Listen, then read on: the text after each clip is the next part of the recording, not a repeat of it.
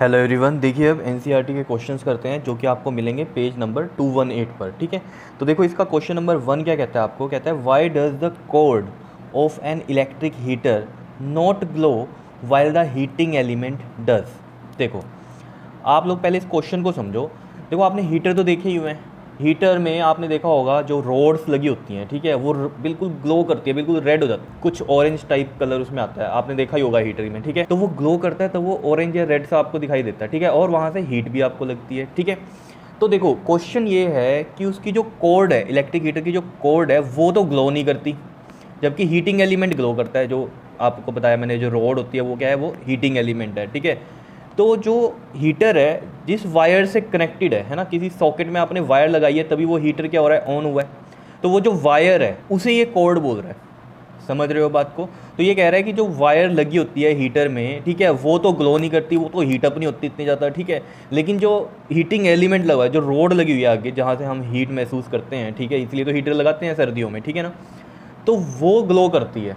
लेकिन ये जो कोड है ये ग्लो नहीं करती। ठीक है, तो कोड का आपको पहले तो मतलब पता होना चाहिए कि जो वायर है जो कि कनेक्ट करती है हीटर सॉकेट में स्विच के थ्रू, ये आपको पता है कहानी। ठीक है, तो मेन मतलब आपको समझ में आ गया कि कोड मतलब क्या है, कॉपर की वायर। ठीक है, और इलेक्ट्रिक हीटर में जो हीटिंग एलिमेंट होता है उसके कंपैरिजन में वो पूछ रहा है आपसे कि बताओ वो जो वायर है वो ग्लो नहीं करती जबकि हीटिंग एलिमेंट करता है, तो इसका रीज़न क्या है। ठीक है, तो देखो सबसे पहली कहानी आपको ये पता होनी चाहिए कि जो कॉपर वायर लगी होती है हीटर में, ठीक है, जिससे आप कनेक्ट करते हो सॉकेट में, वो बहुत ही थिक होती है। ठीक है, जो कॉर्ड है हीटर की वो क्या है, थिक कॉपर वायर की बनी हुई है। तो देखो अगर थिक कॉपर वायर है तो इसका मतलब उसका एरिया क्या है, ज़्यादा है। और आपको रेजिस्टेंस वाले टॉपिक से ये कहानी पता है कि resistance is inversely proportional to area. It means कि अगर एरिया ज़्यादा है तो रेजिस्टेंस क्या होगा, उसका कम होगा। और अगर रेजिस्टेंस कम होगा तो देखो हीट वाले फार्मूले से, H इज इक्वल टू में I²RT वाले फार्मूले से अगर हम बात करें तो जिसका रेजिस्टेंस कम है तो उसमें हीट भी क्या होगी, कम होगी। क्या इतनी बात समझ में आ रही है? ठीक है, अब बात कर लेते हैं हीटिंग एलिमेंट की। हीटिंग एलिमेंट आपको पता है किसका बना होता है, एलॉय का, दैट इज नाइक्रोम का बना होता है। तो एलॉयज का तो आपको पता ही है कि रेजिस्टेंस क्या होता है, बहुत ही हाई होता है। तो रेजिस्टेंस बहुत ही हाई होता है, तो ये देखो रेजिस्टेंस हाई तो हीट भी क्या होगी उसमें, हाई होगी, तो यानी कि हीट भी ज़्यादा प्रोड्यूस होगी। और हीट ज़्यादा प्रोड्यूस होगी तो वो क्या होगा, हॉट हो जाएगा बहुत ज़्यादा, और हॉट होगा तो वो क्या करता है, ग्लो करने लग जाता है। कोई भी चीज़ अगर ज़्यादा ही हॉट हो जाए, बहुत ज़्यादा हॉट हो जाए, तो वो क्या हो जाएगी, ग्लो करनी शुरू करती है। आपने भी देखा होगा हीटर में थोड़ी देर बाद क्या होता है, वो जो रोड्स हैं आपको ऑरेंज कलर में दिखाई देती हैं ग्लो करती हुई। समझ रहे हो ये कहानी? ठीक है, तो यही चीज़ यहाँ पर लिखी है हमें। तो मेन कहानी हमें समझनी क्या थी कि जो कॉपर की वायर जो हीटर में लगी होती है उसका रेजिस्टेंस क्या होता है, बहुत ही कम। रेजिस्टेंस कम है तो हीटिंग भी क्या होगी वहाँ पर, कम होगी, तो वो ग्लो नहीं करता। लेकिन अगर हम बात करें हीटिंग एलिमेंट की तो वो किसका बना हुआ है, एलॉय का। और एलॉय का रेजिस्टेंस क्या होता है, ज़्यादा होता है, तो वहाँ हीट ज़्यादा प्रोड्यूस होगी। हीट ज़्यादा प्रोड्यूस होगी तो वो हॉट होगा, और हॉट हो रहा है तो वो क्या करेगा, ग्लो करेगा। ठीक है, यही चीज़ हमने यहाँ पर लिखी हुई है। क्या देखो, the resistance of heating element is larger than the resistance of code, that is copper wire. Code क्या है, copper wire of the heater.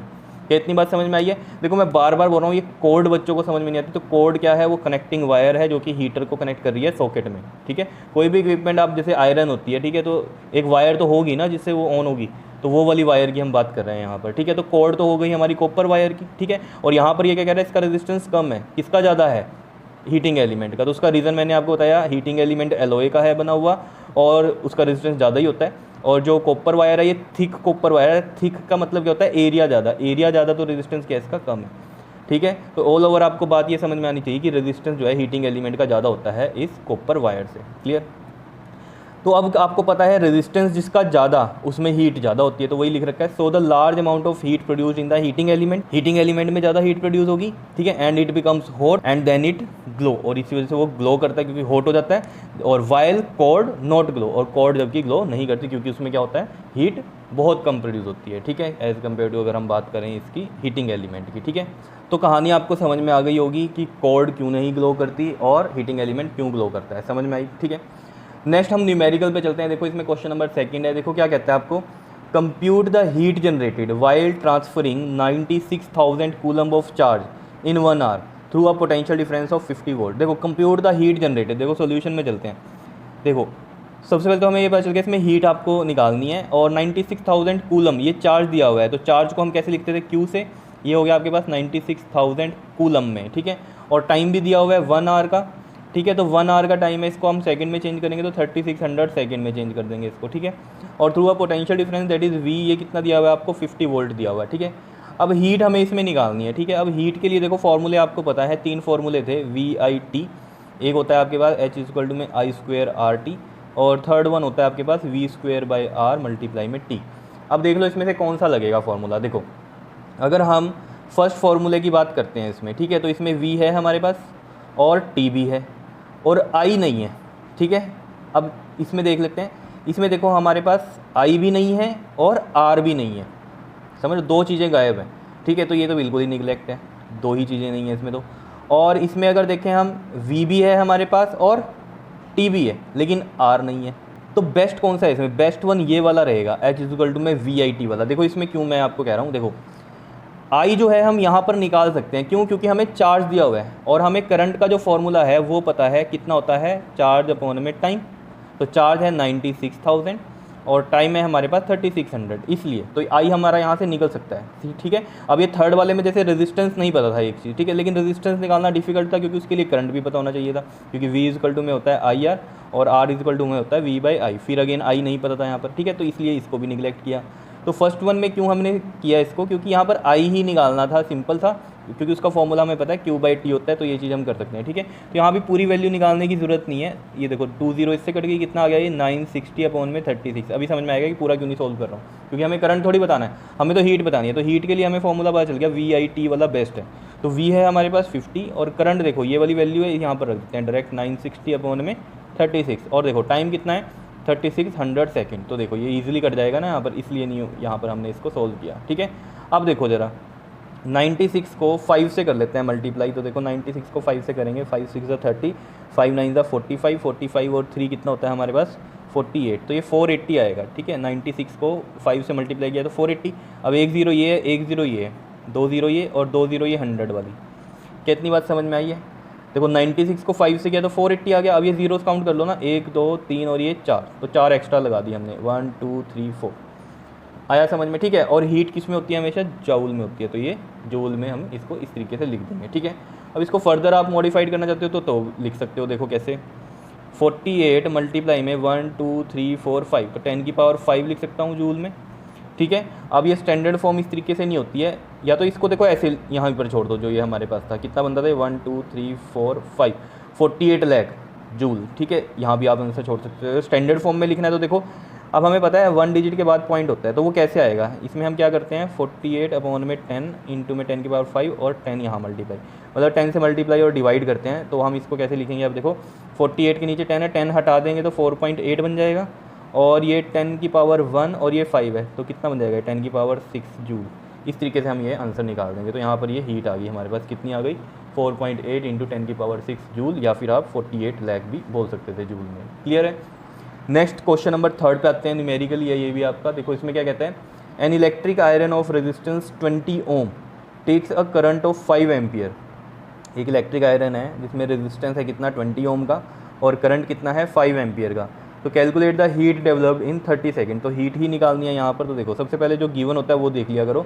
Resistance दिया हुआ है कितना है 20 ओम का, और करंट कितना दिया हुआ है हमें 5 एम्पियर का, और टाइम भी दिया हुआ है यहाँ पर कितना है 30 सेकंड का। तो हीट हमें निकालनी है। तो अगेन वही है कहानी, देख लो फॉर्मूले ये तीनों ही लगेंगे आपके पास, ठीक है। तो कौन सा सही रहेगा इसमें? देखो पहले वाला अगर हम देखें तो VIT है, तो V भी नहीं है हमारे पास, और I तो है और T भी है, तो V नहीं है, ठीक है। दूसरा देखते हैं H में I²RT। तो इसमें देखो I भी है हमारे पास, R भी है और T भी है, इसमें तीनों ही चीज़ें हैं, तो बेस्ट यही रहेगा। फिर इसको तो देखने की ज़रूरत ही नहीं है, ठीक है। तो इसको देखते हैं। तो देखो H में फॉर्मूला हमें पता चल गया, I²RT वाला बेस्ट रहेगा इसमें। देखो क्योंकि इसमें तीनों चीज़ें हमारे पास हैं सोल्व करने के लिए, ठीक है। तो देखो I क्या है हमारे पास 5, तो ये 5 का स्क्वायर हो जाएगा। R कितना है 20 और T कितना है हमारे पास 30, तो 5 5 का ये हो गया 25 इंटू में 3 2 6, और ये 600 हो गया। 30 को 20 से मल्टीप्लाई करेंगे, देखो मैं कैसे मल्टीप्लाई करता हूँ, 3 2 6 और 2 जीरो इस तरीके से कर देते हैं इसको, ठीक है। 25 6 कितना होता है आपके पास 150 होता है, और 2 जीरो दिए हैं, ठीक है। तो ये देखो 15,000 जूल, ये आपके पास आंसर आ गया, ठीक है। इसको भी आप फर्दर अगर स्टैंडर्ड फॉर्म में करना चाहते हो तो देखो किस तरीके से कर सकते हैं हम। इसको ऐसे लिख सकते हैं 15 इंटू में 10 की पावर 3 जूल, 3 जीरोज़ है ना, ये तो 10 की पावर 3 लगा सकते हैं हम, ठीक है, एक तरह से 15 इंटू में 1000, इस तरीके से हमें समझ में आनी चाहिए ये कहानी, ठीक है। बताओ आ रही है चीज़ें समझ में। अब हमें पता है 0.1 डिजिट के बाद लगता है, तो हम इसमें क्या कर सकते हैं, देखो 15/10 इंटू में 10 की पावर 3 और 10 यहाँ पर 10 से मल्टीप्लाई डिवाइड किया तो 10 यहाँ का ये हटेगा तो कितना बन जाएगा 1.5 इंटू में 10 की पावर 3 और पावर ये 1 भी है तो ऐड अप हो जाएगी 10 की पावर 4 जूल। इस तरीके से आप इसको लिख सकते हो, ठीक है।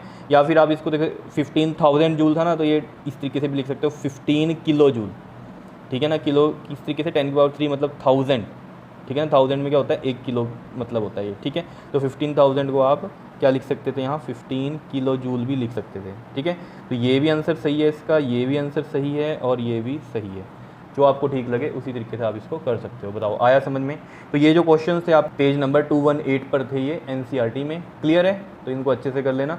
अब हम कुछ इसके एक्स्ट्रा क्वेश्चन भी कर लेंगे, वो नेक्स्ट वीडियो में करते हैं, क्लियर। ओके जी, थैंक यू।